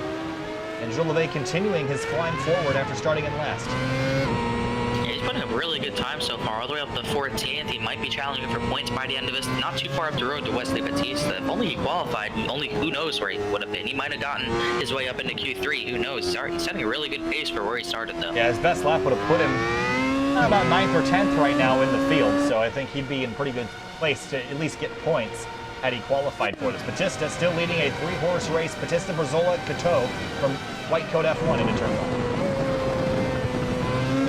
1. Still watching these drivers drivers all on top of each other, just trying Whoa, their best Garrido. not to crash. Whoa! He's around. Oh, that's big time damage. That's it. Wow, that is a huge blow, racing for the points, and just like that, that's his day done, pretty much. Off into turn 1. Was it the curb? No, just too much throttle here. It spins straight in. Oh, what a massive impact. Yeah, that was huge. Just pretty much throttled up into that barrier there. Nothing he could have really done. Just, it seems like a lot of these guys are not used to the tire spin that they get. Oh, man. Oh, and Jason Siemens is around as well, but I don't think he's going to be out of this race here. Siemens turns around, he's going to get back going. He was in 5th, and I think he might still be 5th. He is still 5th, and he's fighting that car for control, but he's got it back under control. Garrido now going to limp that car back to the pits and call it a day, at least competitively. He definitely won't get last. Pedro Gomez is out of this race. He's left the session with his rear wing damage. Definitely, I guess he didn't have a virtual rear wing, as the battle for 5th all of a sudden is heated up because of Siemens' mistake there. Cody Sandwith all over him. Siemens definitely one of the more aggressive drivers I've seen over the last couple of weeks, and he's had a lot of unfortunate luck not getting any points the last couple of weeks. We'll see if he can right that today. Sandwith had a team Furlick missing his teammate today, so just trying to be the sole breadwinner for that organization. And rides in 6th after starting there. About 12 laps to go. And keeping an eye on Corey Whiting. He's up to 8th now, and he started in 9th, so he's gained a spot here, a spot there.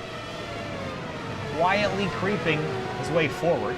But I will tell you that Batista and Brazola ran faster laps. Actually, a lot of people ran faster laps than Whiting last time through, so I'm not sure how long this will hang on.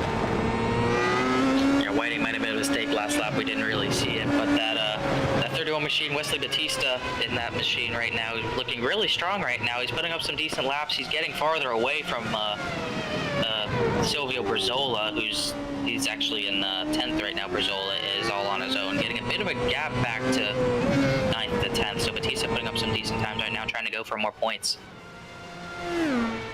So waiting for the race leaders. There they come out of the final corner in just a moment to complete the 13th lap. Danilo and Marco separated by 0.6 of a second. Here they come.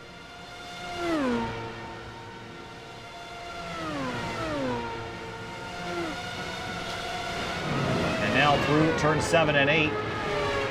Well, Jolivet side by side with Grabowski. That's for 13th, and moves Jolivet up another spot. Yeah, he looks like a man on a mission right now. Right by Grabowski, like no one's business right now. Is a really strong move so far. He is looking racy today. The two race leaders separated by only 0.7 of a second. Corey Whiting, though, feeling the pressure from Batista. This is for 8th place, and it's half a second. Yeah, Corey Whiting really gonna be on the pressure here in a couple laps here at the most probably. Corey Whiting doesn't seem like he has the pace to really hang there. He's probably got about 7 laps to hang on before his one and only pit stop, where hopefully he can get some new fresh tires on it and carry on with faster laps. It seems like he's one of those guys who's really struggling with the older tires. I'll tell you though, Marco is closing in on Danilo. Last time I was a full 0.2 quicker. Now, when we look at the qualifying times, I think Marco's the driver that has more raw pace, but Danilo might be the one that's more consistent over the long run. Which of these two drivers do you think has gotten the best chance of winning this thing today?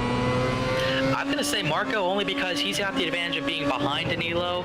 Oh, he really sends it into that turn right there. I think Marco's got the advantage that he can undercut his teammate here. I think if he gets into the pits before Danilo, I think that might be all he needs to get the race lead away. And they've got 7 seconds on the next quickest car, Ronaldo Augusto, from F1 APS Red. So really not a lot of danger in racing each other just a little bit. Here's Whiting and Batista, speaking of racing. This track is difficult to pass that here, Connor, because of all the aero wash that you have to deal with when you're chasing somebody.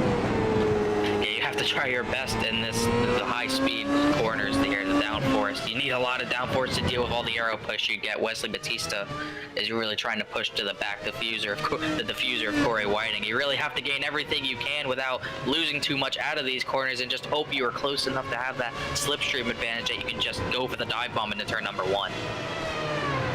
Field separated out now, expecting pit stop soon. The only driver that we've seen make a pit stop will be Emilio Fernandez Garrido to get his car fixed up. He's back out on track in 20th, 1 lap down. Corey Whiting and Batista still the closest battle on the racetrack. Yeah, Silvio Brizola, well, he hasn't really been gaining on these guys. Actually, he might have gained on Batista last time. He's trying to creep his way back into that battle for 8th there, but not too close behind. Definitely not threatening for anything, as Batista had a really, not the best of exits out of that final chicane there. Patrick Woodstrup in the number 3. As Owen Jolivet behind him, and Jolivet has been charging forward. We've documented this quite a bit. Look at their extra speed that he's going to get down the straightaway here. He might have a lunge by the time he gets to turn 1. Here he comes. Going to pop out to the right. And back out. No, yeah, I don't think he wants to go for the dive there. It was about 5 miles per hour faster just because of that slipstream, and it was gaining more time, almost up to 190 miles per hour there. But yeah, I think he's going to have to wait another lap before he has any sort of chance. Not going to be enough. Woodstrup tucked in. 12th place. He's 3.5 seconds back from Carlos Couteau, one of the white coat F1 team cars, but he misses the apex in turn 5. That'll bring Jolivet right to the rear wing again. Jolivet might try to set it up maybe into that hairpin. Maybe he'll have a shot at there. Whoa! Oh, he gets way loose. He was able to save it, though. Did a really good job keeping the car from going into the barriers, but all that time's lost. Yeah, that would have been a big disaster had he gone off track more than he did, but he'll carry it back on course, back to 8th place. Whiting and Batista. And no changes up front. Yeah, Batista just kind of creeping his way up into the diffuser for Corey Whiting, trying to gain anything he can. It just doesn't seem like he has enough pace on him through this, the rest of the section. He can really only gain on the straightaways, it seems, because of that slipstream. Definitely not close enough for any sort of lunge up the inside or anything like that. So, Jason Siemens is pulled away from Cody Sandwith after Siemens spun around, as we saw there. So, Rafael Matta's way up the road. He's clearing the way for P4, way behind Ronaldo Augusto, as well as these top two teammates right now. Just obviously the class of the field, and they still creeping closer to each other every little bit. We haven't really talked a lot about Mata today, but he's been quick inside the top 5 fastest speeds all day long. But just not quite fast enough to hang with the top 3 drivers, and not quite fast enough for a podium. But Ronaldo Augusto has certainly been fast enough for a podium, but not much more. Yeah, it's got to be frustrating for him. He's clean away with a podium without a doubt, about 12 to 13 seconds up on Rafael Matta, but his 2 teammates are just untouchable, nowhere near him, about 7 seconds and counting behind these 2 teammates right now. So he's probably kind of upset at himself, probably still happy to at least be running 3rd because he's had some bad luck in past weeks, but he's still got to be kicking himself trying to find where those extra 10ths are.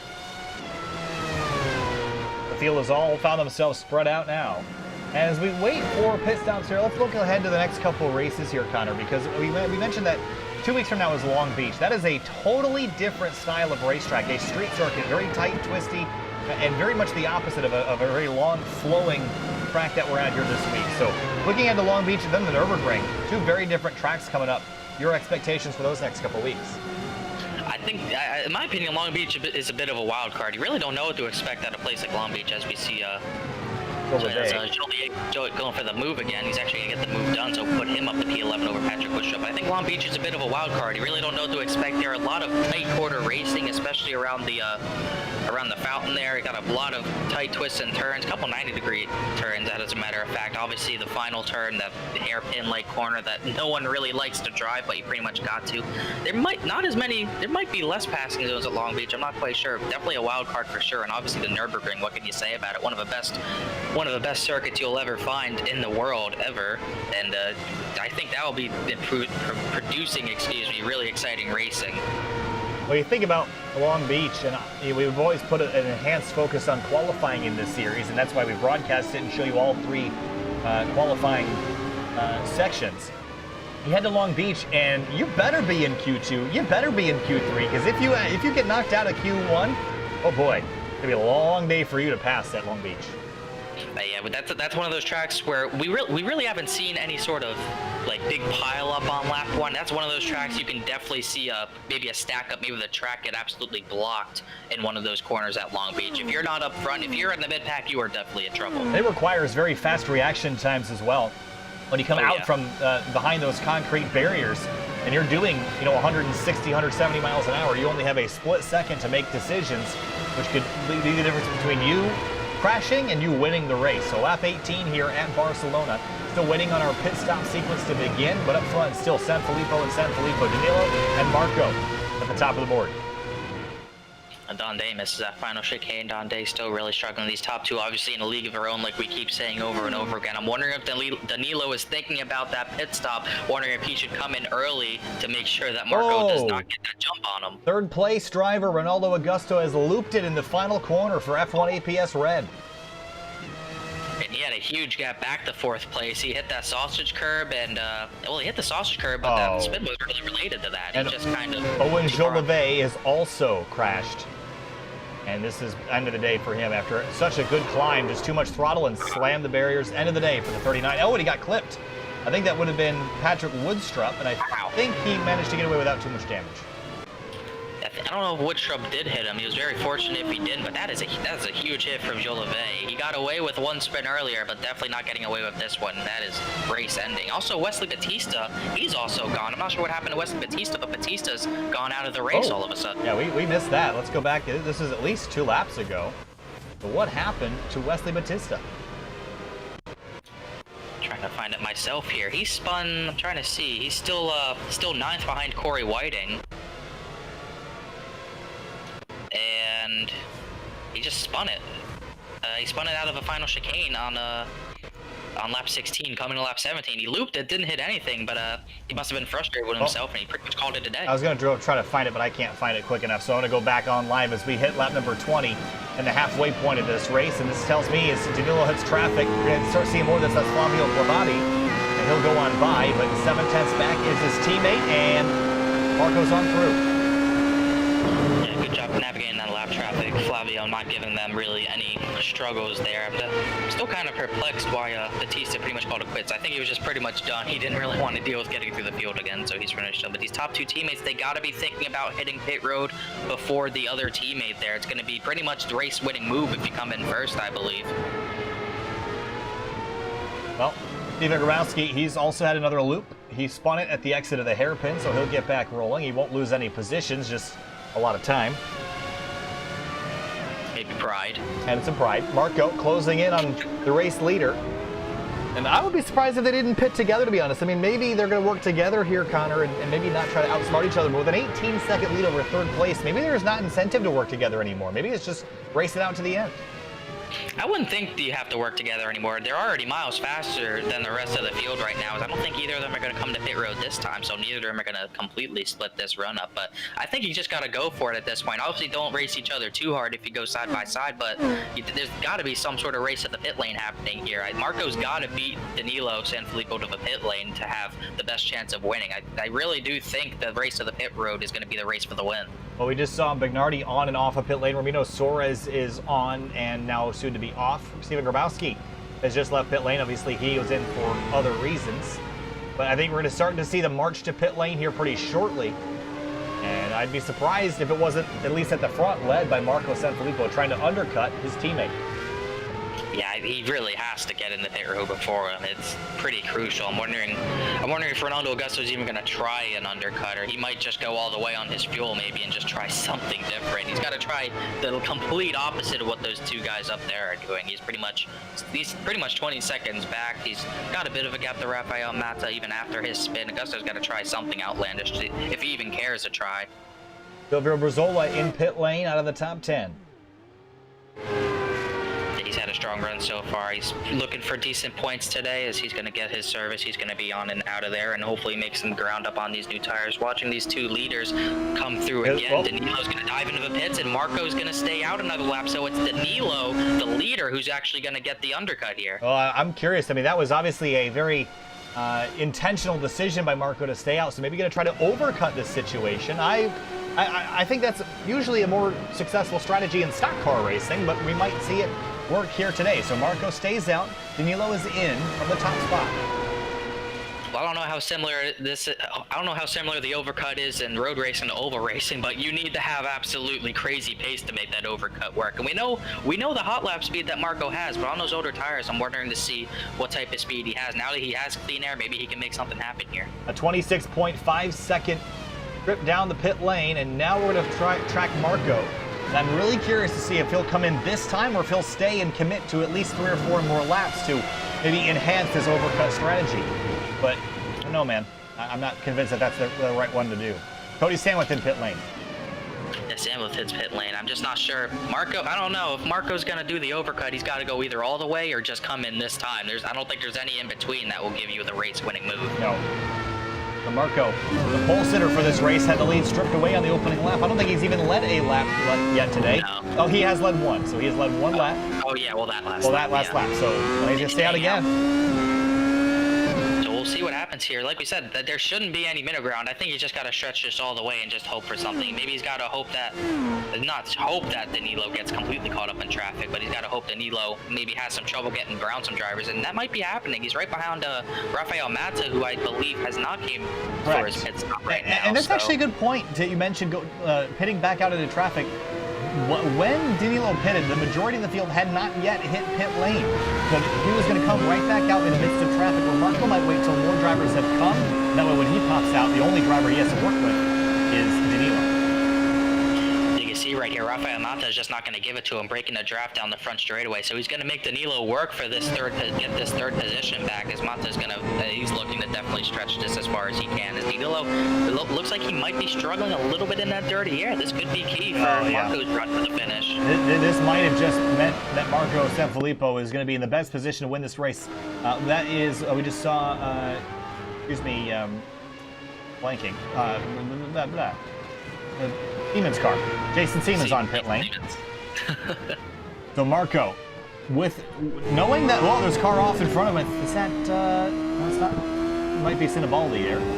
And here he comes to pit lane, right behind the traffic, though.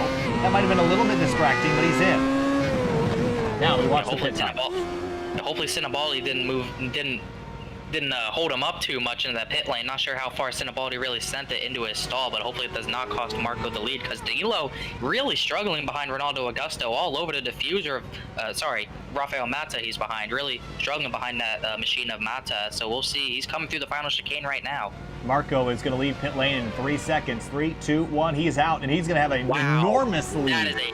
That is the key to the race. That overcut was perfect, getting away from that lap traffic there. He's going to have a huge lead to work with. Danilo's going to have to work really hard to get that lead back, as Mata just pulling away from him, really. Danilo really doesn't have anything for him. That was the most successful overcut I've yet to see in this series, so Marco, consider that one and done. Now Ronaldo Augusto still yet to pit in the F1 APS red team car. He leads the race by 7 seconds over Sanfilippo, but he has to hit pit lane.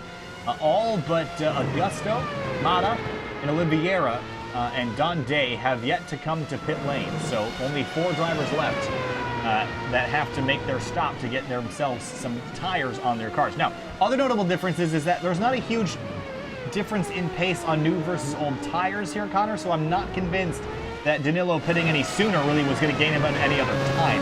But pitting later would definitely get him out of traffic. He went really wide there, going on to the cones, maybe over driving. He's just really struggling. He has nothing for this 96. Really sends it into the hairpin, almost pretty much overshot it there. Really struggling against a car that has much older tires. This is kind of surprising to see. Sanfilippo, both of them really sort of been untouchable to other drivers, but Danilo really struggling here, pretty much just waiting for Rafael Mata to just come to pit lane finally. Ronaldo Augusto hits the pit lane from first. Marco Sanfilippo will retake the race lead, and now we're going to get a pretty good idea of how far back Danilo is. It's going to be on the order of 12 seconds. Yeah, that is big. Might be a little bit less than that now. 8 seconds. Yeah, about 8 seconds, which is still enormous. That's a huge lead. Sanfilippo trying to stick it up the inside here. Rafael Mata. Mata just not giving him any leeway. He's going to race him however hard he likes. Mata keeping that position. And clever strategy by Mata, because he knows he's holding up Danilo and costing him time. Yeah, I wonder if he wants that. I wonder if it was anyone else, he'd let him go. But he is racing Danilo like it's pretty much the last lap for the championship. Well, if you know that there's a guy that's crushing you every week, and you have a chance to put your foot on his neck and keep him down for a little bit, you're going to do it. And that's what Mata's doing right now. And Mata, again, driving for F1 APS Gold and taking advantage of his opportunity right now to keep Danilo from running his teammate back down.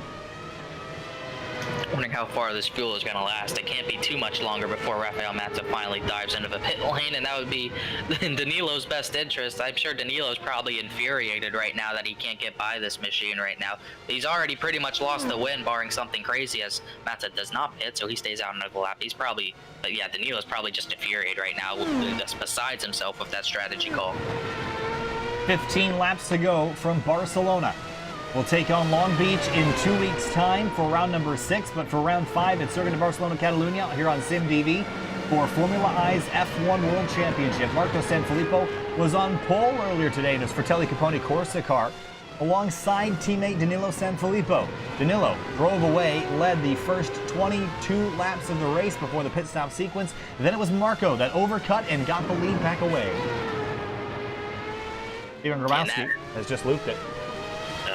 Yeah, Grabowski's just having a really tough time keeping the car on the track today. He's still, I believe, still in 12th, so he's still having a decent run today, but just really, it could have been a lot better. He's had a lot of struggles keeping it on track. Grabowski's down in 16th, so not quite 16th. As good of a day as I'm sure he was looking out for. Yeah, we see only the top 10 on the lead lap still. Patrick Woodstrup rounding out those guys, and Woodstrup's about to go a lap down. I believe he's actually right in front of Marco. Definitely, he don't want to be lapped in 10th, but at the same time, it's definitely not going to be too big of a deal, as he's about 2 seconds behind Leandro Bignardi for that 9th position. All you need to do is be in the top 10 to grab yourself some points. Mata stays out still and continues to hold Sanfilippo down. More than 10 seconds the gap now. Sanfilippo's going to have a really big run. Mata going to go defensive. Here he comes to the inside. Now on the old tires, we'll see if he even tries defending into turn 1, how far he sends it under braking. Can't really do anything about it. Finally, Danilo Sanfilippo is back up into that 2nd spot. And looks like the damage has been done for Danilo. He's now 10.2 back, and that's going to be a long climb forward. Yeah, with about 13, 14 laps to go, he's gonna need to gain. Sorry, excuse me. He's gonna need to gain like close to a second a lap, pretty much. He's gonna need a lot of help from lap traffic and probably a lot of luck for Marco to somehow make a mistake. Flavio Cavani back in 15th place. This is a F1 APS silver car. He's got Grabowski right behind him. That's for 15th. Flavio's had some run-ins earlier today. He's locked up a few times when I have gone to look at him. Just definitely not the day he wanted for sure. Way behind the points, really not in contention for anything special here. Just trying to hold on for at least a better position than he qualified. He's up 3 spots on the day. Checking in elsewhere throughout the field, Severson Olivier, remember where he started back in 7th? Well, you're 28 laps into the race and you're exactly where you began. So I think for Olivier, qualifying pretty truthful today. Yeah, definitely, for sure. Pretty good had a great qualifying effort. It's definitely going to pay off, hopefully getting some points as Rafael Mazza, after he gets past for 2nd, finally into the pit lane for his pit stop here. We'll see where he comes out. Yeah, it's he spent a lot of time pulling up Danilo, and that cost himself some time, but I'm not sure how much it really ended up doing other than switching around the Sanfilippo drivers leading the race, but he'll come out pretty solid pit stop time, 24.2 on the lane, and he'll cycle back out into 4th. Well, they're side by side for 16th position. Grabowski back into that 15th position, past Flavio Cavani for that position as Rafael Mazza trying to see where he's going to come out. I think he might come out 5th. He's already 4th. Jason Siemens is in 5th place, and speaking of Siemens, pretty good day for him. Started 4th and was running in 5th, and this is a good climb up the order here for a driver that began the season at Road America seeming like it was sort of a mess. So there was a couple spins here and there and could not get the consistency there. But now and as I say that, there's the announcer curse. And he goes around just like that. That's at least his 2nd mistake of the day. I was saying earlier, he's been one of the more aggressive ones. Only 1 point. He could have so much more points, many more points if he just kept the car under. But he's had a few mistakes. He's still going to come away with points at this rate. Hopefully, as long as he keeps the car on the track a little bit. He's still got a gap to Cody Sandwith. That's the 2nd time he's actually given away a gap to Sandwith, but he's still looking for decent points. Yeah, about 1.5 seconds or so between them. Now down to 1.1 as they come through the final sector. For Marco Sanfilippo, last time by was 0.6 faster, so it wasn't just Mata holding up Sanfilippo. Marco is running faster laps, and he is killing it right now. Almost a 12-second lead at this stage of the race, coming to 11 laps to go. just setting an absolutely blistering pace. Maybe he was just sizing up Danilo, making Danilo try to go into the pit lane. Maybe that's what he wanted. As Marco goes by Leandro Bignardi, the 9th place driver, goes a lap now, but maybe he was just toying with his teammate a little bit. You never quite know what the mind games are going on there. Well, 11 laps to go this time by, about 15 minutes worth of racing remaining. How about Carlos Couton, the white coat F1? Ramiro Suarez in the 22. He looped it earlier, started 11th. He's now still fighting his way back from ending up at the tail end of the field, but he is catching that 16 car. Considering he looped it earlier, he's had a really good recovery, like you said, back up to 13th. He's actually still got Emilio Fernandez Garrido behind him in 14th. Garrido, a decent recovery after absolutely destroying that car. He's actually gotten it repaired, obviously, and he's... Oh, as I say that, another commentator's curse Garrido goes around. Oh, man. Gotta just stop talking about people. I guess so. I think we should just mute our mics and just listen to the sounds of the engines. I'm sure some people will probably enjoy that. I could name at least one person. Yeah, at least one person, you think? So Marco leads by 11.1. That time through is only a tenth faster than Danilo, but unless Danilo's catching it over a second a lap, it's just not going to happen. This race is in Marco's hands now. Back in 12th, going back to Couto. And Suarez, this is the closest battle on the track, 9/10 of a second. Yeah, Suarez has been gaining on him a couple tenths the last couple of laps, way faster than Carlos Couto, setting a good pace, but as he's starting to get into that wake, it's going to be more and more difficult to make up any sort of time anywhere other than that front stretch.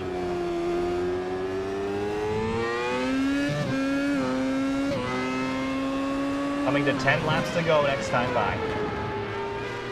And it has been, after the first couple of laps, it's been a fairly straightforward race. We talked about Barcelona being a difficult track to drive, Connor. But it's also a difficult track to pass that. Once you get stuck behind somebody, it seems like you're sort of stuck there. We've seen everyone find their own room to race, and since then, pretty straightforward for the Sanfilippo's and Augusto in the top 3 spots. Yeah, all we really have to look at is the grid positions compared to where everyone's running right now to see how hard it is to pass. The people, all the drivers in the top 10, there's only one driver who started 11th or worse who has found their way into the top 10. That's Patrick Woodchuck, who's barely in 10th. Everyone else has pretty much stayed, but the top 3 stayed the same. Rafael Mata and Jason Seaman swapped positions. Sandwith and Oliveira 6th and 7th, and Whiting and Bignardi swapped positions as well. But other than that, pretty straightforward. Everyone staying put, basically. Yeah, only a handful of retirements so far. Brazola is out. He left the track 3 laps ago. Owen Jolivet, Wesley Batista, and Pedro Gomez, the only drivers out of this race so far. So a lot of drivers a lap down, but only a handful out for good. As we go back to Couto and Suarez. Suarez continues to just slightly reel in that 16. Suarez trying pretty much everything he can to get that one extra position. He's really looking for a better recovery than he already has right now. Don't want to push it too hard though in that wake and just drive completely off, but he has definitely got the pace advantage over Couto right now. A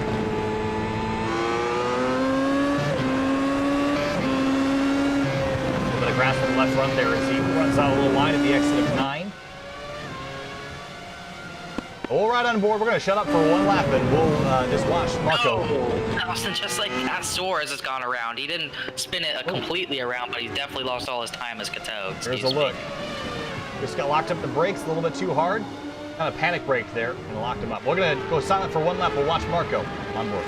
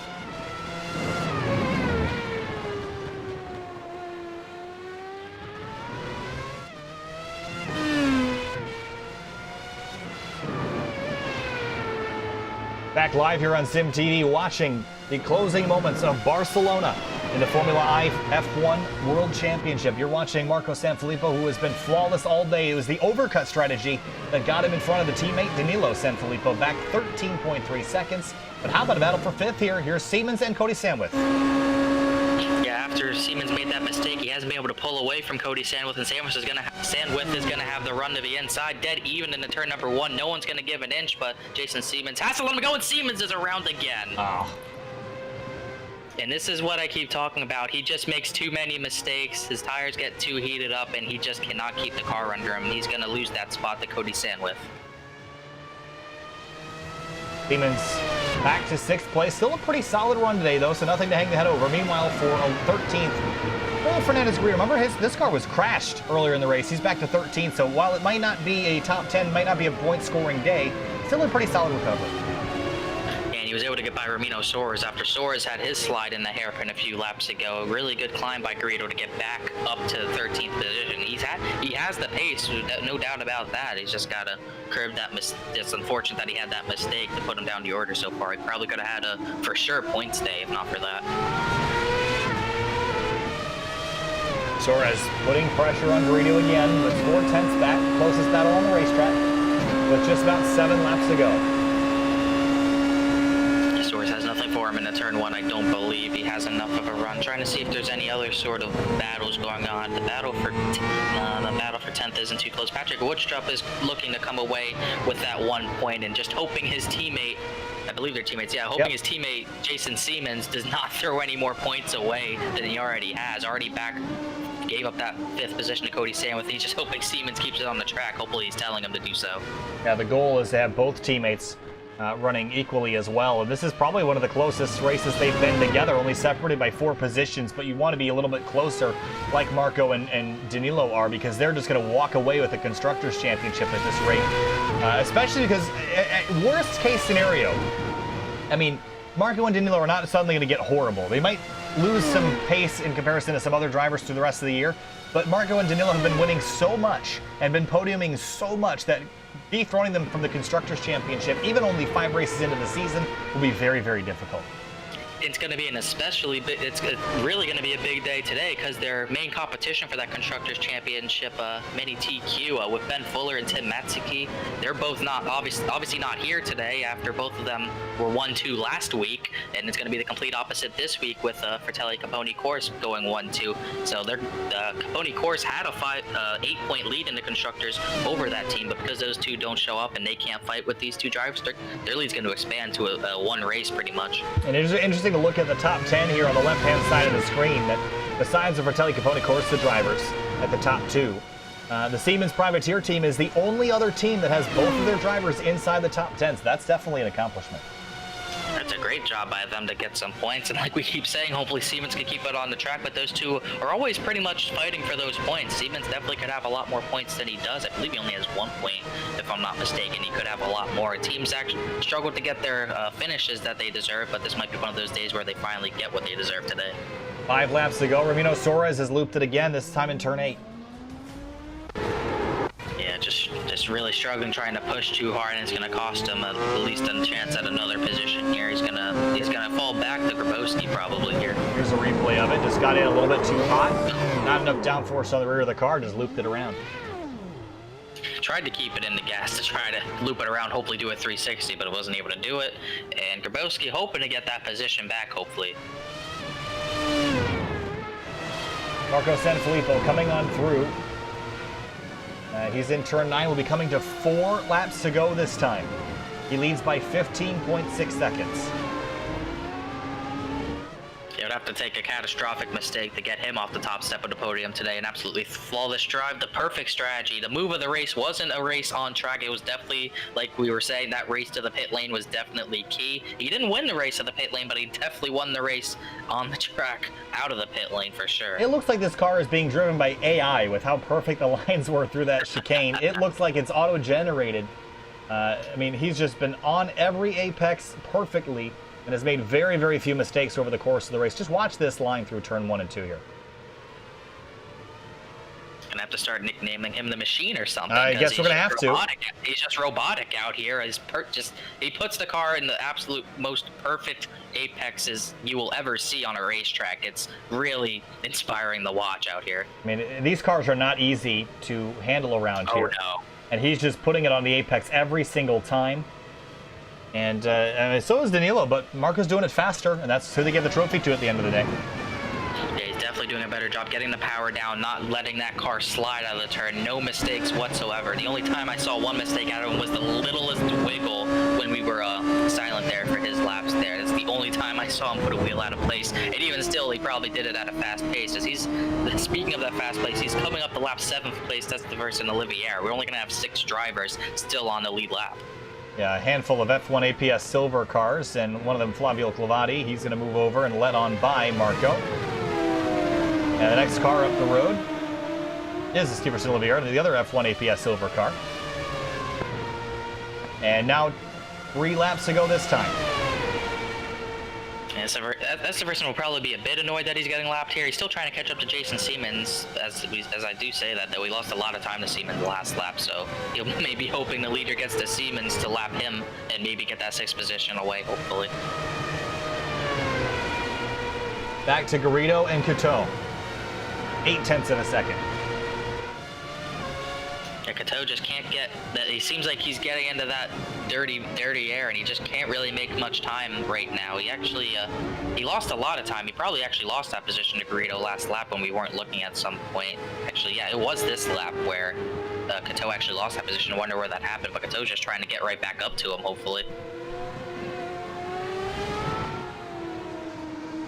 3 minutes to go. The next time by will be 2 laps left for Marco Sanfilippo. He continues to run blisteringly fast laps. Although, interestingly, our best that we've seen today is Marco's 120.026, which is almost 2 seconds off of the times that we saw in qualifying.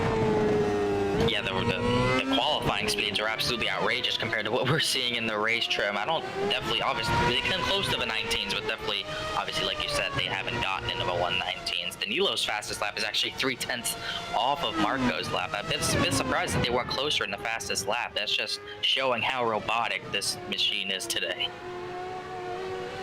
Marco and Danilo. Then Ronaldo Augusto running a very silent third. He's been quiet today. He had 1 spin earlier, but other than that, it's been undramatic. And he sits in third and about to pick up another bronze medal here today at the site of the 1992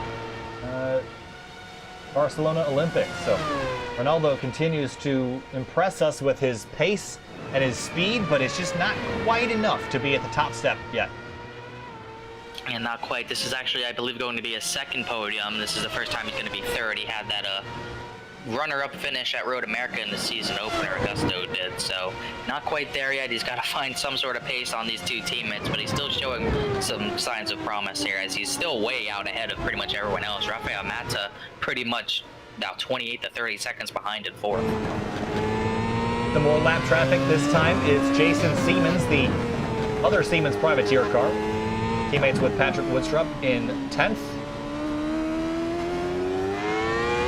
And now the white flag going to be displayed to Marco Sanfilippo. A nearly flawless race. He's got 1 lap left. 4.6 kilometers of Barcelona racetrack left on the board. And like we keep saying over and over again, an absolutely flawless race so far. And he's just got to do it again for 1 more lap, as he's only got 5 drivers on the lead lap still. Sorry, I was watching Siemens. I thought he slid, but not quite. But still, just an absolutely blinding show of pace here today from Marco.